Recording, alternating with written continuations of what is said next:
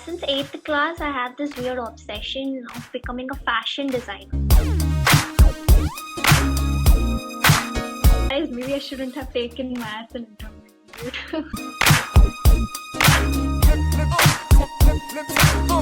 I was a sports person, to be honest. I was this national artistic roller skater and ice figure skater. Of me, like adjusting from being a sports person to a normal college kid.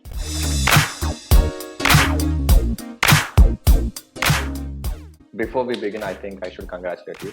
Congratulations for your selection in NID. Thank you, sir. You have shown interest in design and trained yourself into the required courses, and at last you have cleared NID, which is very considered to be one of the toughest design examinations in the country. What made you even think in that direction?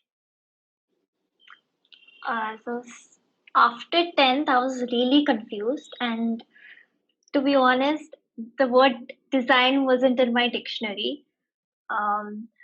So since childhood, I was a very creative kid, and I always keep, like I always was into practical work more than, being like sticking to the books or being a bookworm. So I always loved the practical work, going out, taking the materials, doing something out of it, like something which is practical basically. So I started, and I was also sure about one thing was pursuing my field in a creative, like something in a creative industry. So I then slowly I came to know about design. Then I started looking up into design, and then I talked to people who are already studying or graduated from design schools. Then I was like, maybe this is the path for me. I was still doubtful, but I was like, why not? Let's try it and give an attempt. So slowly, I joined your college, and then I took up some events, and I participated in like many events and organized events. And apart from that, I even did some other creative activities. So I slowly began to fall in love with design. Mainly, I love design because you can bring out the authenticity and originality in your work, and it's simply whatever you do. Like I just like what I'm doing when I'm doing it. So basically, yeah. So that's how. But the process of reaching till there was something I didn't like, but I had to do it anyway. What makes you say so? That the process of reaching there you did not like? So I hate math. You hate so I math. hate not I. It's not. I mean, it might be difficult for you, or it's not your natural inclination. Yes, it's like it's not like I like math. Also, it's something. It's very fun when you get it. How you like when you know how to do that sum or any equation. But it was a really difficult subject for me to cope up with. Even coming to physics and chemistry, so all of these subjects went over my head. But it doesn't mean that I don't like it or hate it. But I still took maths in my intermediate because in all the entrance exams, maths is basic. You just thought that might be a right thing to go ahead with because you were not a student who hated math and who felt it was too difficult. It was just not your natural inclination, but you thought it's good to have it because it will help you in any entrance examination. Yeah. Yes. So mainly I took up math because of entrance exams only, because also for gaining my confidence that yes, I can do it. Basic math. So, but yeah, so that was one of the reasons where I didn't like the process. Okay. Coming to the next point is that I really didn't like reading newspapers. I literally knew nothing about general knowledge or current affairs, and I see my dad waking up every day and reading the newspaper without any hesitation. I'm like, how do you do that? But it was really difficult for me to, make that habit. So they were some of the parts in my journey where I didn't like it, but I had to do it to reach the journey where I want to do something I love to do it. So, reading newspapers and studying mathematics, how much did these two things help you in cracking NID? A lot. Actually, it made a huge difference, even though it's a very small thing. Mm-hmm. Because maths was, I think it weighed around 20 percentage in NIFT, but there was no maths in NID, and I was really, really happy. Yeah. Yes, and then I realized maybe I shouldn't have taken maths in intermediate. Yeah. The mathematics in intermediate, which I learned, was different from the maths they asked in entrance exam. Exactly. So again, it was like learning maths in intermediate and separately learning maths for entrance exam. So kind of, it did put a lot of pressure and a lot of extra work, which was not necessary. This is a common myth that keeps coming in, that maths zarurat hai zindagi mein. Let the child take mathematics. I think it will help them in future. It will help them in examination. I tell them, what maths do you need? You need math which is sufficient to calculate your finances. You need math to be able to write an aptitude test, and now that is called basic math that you have studied till 10th. In intermediate, you study something called advanced math. You study trigonometry, you study matrices, you study differentiation, integrations.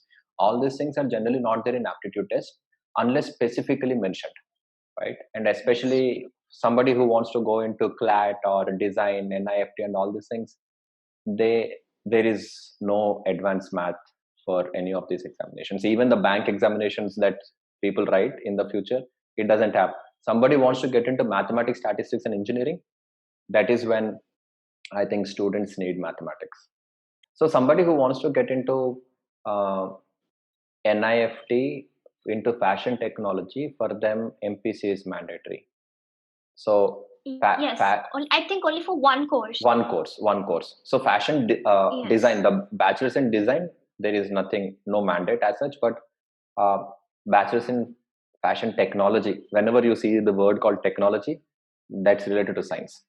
So yes, for that MPC is yes, MPC is mandatory. But Keerthana, tell me, you have been a creative person. You do a lot of art. There is a difference between art and design. How did you choose that you want to be a designer, not an artist? Since 8th class, I have this weird obsession of becoming a fashion designer because I was really into clothes and different brands. Not that they look fashionable, but the way, every brand is like different from the other brand. Even though like clothes might be similar in like looking at them, but you can still see the difference between both of the brands. And then my curiosity started. Students also think that I do very good drawing and painting, hence I want to be a designer. I tell them probably you should take fine arts then, right? The difference between art and design is thin, as you rightly mentioned, because there's a lot of overlap. Design, whenever we talk about aesthetics and all this, and so artistic mind is definitely there, but designer is more of solution oriented. For a designer, to design something, there should be a problem. Art is all expression oriented. Art is about expression, and design is about solution. So artists need not have a problem, but a designer needs to have a problem, needs to have constraints. So there is a difference between an interior designer and an interior artist. Yes. I was actually asked this question in the interview.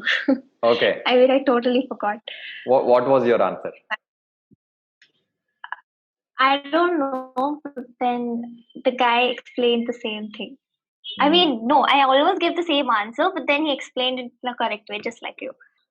When I joined math school, the institute, they told me to, for design design a game for kids, like from age 5 to 7 years, where it should be educational also, but also fun. I mean, obviously, it's you have to create a game. So I kind of like, what do you say? I drew it, I sketched it, I came up with the product, the whole product. But then, because of global pandemic, the whole thing changed into portfolio and interviews. So I had to put all this aside, stop working with the practical stuff, and then I started doing my portfolio, and I forgot everything. I came back to stage one, where again I started preparing for the exam instead of putting my whole effort into actual design. I've seen you working. I've seen you working around creating something. Even at college, when activities used to happen, events used to happen, your interest was more on making something rather than just managing things, right? Yeah, I true agree. So, I mean, in school, let it be in your school or let it be at Amogha, when you started participating in these things, I want to understand how much of this participation and exploring your own self contributed to self-realization or self-awareness. To be honest, in school, I didn't participate in anything because I was a sports person, to be honest. I was this national artistic roller skater and ice figure skater. So I was all the time, all the time I was traveling to this place or that place. It's not like I'm boasting or something. No, But it beautiful was life. really fun. Awesome. Yeah, it was really fun. Like, my life was like everything was about that one sport. I thought that was my whole life, but then all of a sudden, I unfortunately had to end it. And there was a phase of me like adjusting from being a sports person to a normal college kid, and that's where I started exploring in the college. And I was like, why not? Let's participate in this. Let's adjust to this new phase of my life. And that's when I started doing that. That's where, it excited me. Like, I want to do this. It's better than not starting, no, it's better than studying maths. So, why not, try out in this? But then my father always kept saying, study, study, study. You can do all this stuff later if you study now for the entrance exam. So, yeah. So, as you mentioned about father, let's just talk about most influential people in your life. Who are the most influential people in your life? Whom do you listen to? I think my aunt, Okay. because she has that power in her whenever she speaks. Let it be a casual conversation, or she's giving me a pep talk or a lecture on something. It's kind of motivating or giving that power, that influence when she's talking. So she really gave me a lot of guidance coming to this NID entrance exams or any entrance exam or during that phase. Secondly, I would say my competitors. I really get fired up. I really get more competitive when I have better people around me who are better than me or talented than me or smarter than me. That really pisses me off because I want to be better than you. I think that's like they are the most influential people because I hate being the least person in that room who is doing something good at. So I love myself when I'm around those competitive people because it makes me a better person. It makes you do better. Pushes me forward. Yeah. Yes. But does that create some kind of jealousy or envy, some kind of negative emotions within you? Or No. is It was more of a always positive? a healthy. No, it was always positive, a healthy competition because even though we knew we were competitors, we still helped each other. Like, yeah, we helped each other. Like, if they did any mistake, we used to correct each other. But also, we knew that we had to become better individually. No, enjoying the competition and improving is really yes a beautiful thing. Awesome. So thanks to your auntie to keep you inspired and motivated in whatever you're doing. To be honest, every person I met inspired me. It's not like that. I was inspired the way you talk also. Even though there were just normal CR meetings, I used to still get so inspired and emotional whenever I used to attend those CR meetings. And every person I met, because every person has this different vibe and a different unique, this aura around them, which where I feel like I should develop that quality, or learn something from them. I still get to learn something from every person I meet. If I can just put it, Yes. maybe intuitively you connect with few people, right? Yeah, people tell me that I connect easily, trust people easily, but then, to be honest, that the vibe is different when I talk to people, different kinds of people. And to be honest, the group of friends I have, each group is so different from the other. So I just wonder sometimes, how did I end up being friends with them and them too? Oh yeah, friends, right? Even I wonder how did I end up being friends with my friends? Never drink. When we get into a new class, when we go to a new college, when we see somebody for the first time, sometimes few people we directly connect. We feel, हाँ, ये बंदे से मिलता है मेरा. There are few people that we are like, I'm not sure about this guy, but I ended up becoming very close friends with people like that. Initially, whom I thought was okay, and then totally they became relatable. I'm like, oh my god. After a few years, I'm like, do you know what did I think of you when I first saw you? This was not Yes, we have that conversation also. yeah, so much, man. Correct. But tell me, when as we are talking about intuition and gut, how much of this intuitive feeling or gut feeling do you trust, and how much of your intuitive influence is there on making the career choices that you made? First, it was just an interest, like it the intuition first you said was like, I want to do this. Later I started doing my research, and then I came to know even logically it's good.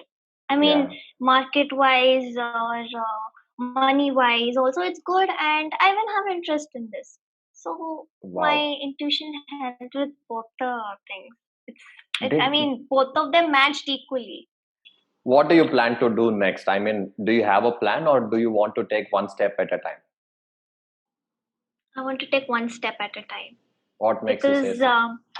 my thoughts just there are thousands of thoughts running together, and I don't know at that particular time what I want.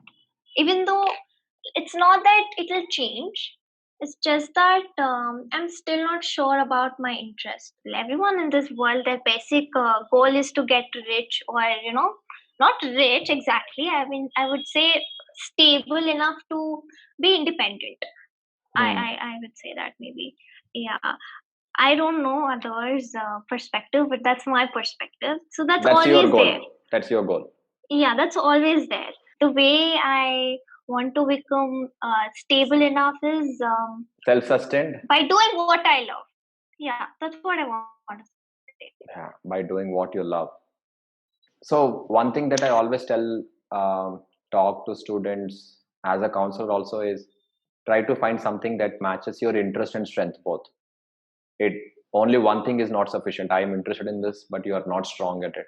I'm strong at it, but I'm not interested in it. I think both things should match. Yes, And that's really difficult. in your case, I think both are matching. And Yes, I think I am lucky enough for them to match. everybody can do this, yeah. Everybody can do this. Just that they will have to go deep. They'll have to go deep inside. Yes. Yeah. I've seen people like, it's just 10th class, we'll think after inter first year, and after inter first year, we'll like, degree mein dekh lenge. It's like that. So I'm like, are you not curious enough what you want to do in future? Something that you need to keep working on is yourself. Something that you need to keep Yes. spending time is yourself. How much time do you spend? End of the day you have is your soul. Yeah. Oh my God, that's so deep from such a young lady. No, I'm fine. No, but that's important. That's really important. Having that spiritual touch where you are connected with your own self is also important. Self-awareness is my first step in the career counseling. I have actually attended that counseling, I guess. Yes. Oh yeah. I even got a small complimentary book. It was very cute. Before joining the college, I joined that counseling session. Yeah. I do that even today. Like the workshop that I do. That will actually help people to, choose which course is better for them. That will actually help. Yeah. But tell me, Keerthana, what made you choose Amogha? I mean, you had so many colleges, but what made you choose this? So first of all, the place was very new to me. I think I recently shifted at that time. So I went around few colleges, and then actually my dad shortlisted for me. Then I went around those few colleges, and like your college was the only college where you interacted with the student instead of the parents. Like you asked me what I want directly from the college, what I expect from the college, and what you want to do. I was actually impressed by that. So I was like, okay, this college is where I want to study. So that's how I joined Amogha, and it was a very beautiful experience. Awesome. Thank you very much. Yeah, because I've met amazing people because of that college. And indirectly were a great mentor also. Not that I am sugarcoating or something, but honestly, yes, thank you. No, you can sugarcoat. You can sugarcoat. Okay. But if you have to give one advice to your juniors, somebody who has finished 10th, somebody who's in 11th and 12th, or somebody who's even in a higher school, 9th, 10th, what is your suggestion? Actually, so many suggestions, but I'll first go with my mom's suggestion. The one thing she always asks me is that, what do you want to be in next 5 years? And that's how you start thinking. What do you want to do now? So it's indirectly uh, related to all the questions you want to, find an answer for. So what you want to be in next 5 years matters. And I've seen people who don't even want to live or see themselves in next 5 years. It's not that, nowadays death has become such a fancy thing, or what do I say? They actually want to die. Yeah, they actually want to die. It's like, I'm still alive for what? And I don't know why and where that the enthusiasm for dying comes from. So yeah, so where do you see yourself in next 5 years would be my first question as my suggestion. And second thing is that I just want to say that do what you love and love what you do. And if you find that, you're very lucky enough, and believe in yourself, because the whole journey I was just doubting myself whether I could do it or not, whether I had it in me or not. Yeah, I would say that don't think all that. It's just overthinking. Just believe in yourself. Just believe in yourself and don't overthink. That's all I can say. Because that can actually mess up your entrance exam or interview or anything. Just keep it simple. You have a 5-year goal. You know what you want to do. Don't overthink. Just keep doing and enjoy whatever you're doing. Because obviously life doesn't take you the way where you want to every time, and things don't happen the way you want it to happen or expect it to happen. So obviously just don't plan each and everything. Go with the flow. Be conscious, and make sure that you have a goal in the first place to go in that direction of that flow. So that's a beautiful thing. Anything that you want to ask me? Yeah. Okay. What did you want to become after 10th class? Like, what were your thought process? How was your thought process? Or very simple. I don't know. It's just a basic question. Very simple. I saw Dhoom. There was a movie called Dhoom. Okay. So I was so fascinated about bikes. I wanted to just design bikes. Even in the 10th class, I used to just keep sketching the bike, and you just tell me a bike name, and I used to just tell, okay, what is the RPM, what is the wheel size, how many it has, all the specifications, and we were so uh, enchanted with that movie. That was such a hit movie, and I thought I'll do automobile engineering, and then I got into MPC. But until 9th class, I wanted to become a doctor, and in 10th class, something strange happened. My maths teacher changed, and also the bio teacher changed. Both happened at the same time. Till 9th, if I got 50 or 60 out of 100 in mathematics, I used to feel good. But in 10th, things reversed. Biology scores were getting low, and my maths was always 95 plus 100 out of 100. And I was like, oh yeah, I can do mathematics. And I think the credit goes to the teacher in 10th math. I decided I'll do mathematics. I got into MPC, and again gone down. I was like, because that teacher is not here. No, the teacher was only in 10th. So whenever I talk to students, I ask them, what is your favorite subject? They tell me some favorite subjects, and I ask them, is it because of the teacher, or is it because you like it irrespective of the teacher? Or the other option is because of the teaching. Because of the teaching, yeah. So what if the teacher or the teaching changes? Are you going to just lose interest on the subject? Or teacher can motivate you to love a subject, but from there, I think you pick it up. So this is what I want to do after 10. So my story has taken so many turns. At last, I'm doing what I'm doing now. That's nice. Thanks, Keerthana. Thanks for joining in. I think that it was fun talking to you. It was very fun talking to you. I think I should have more of this discussion.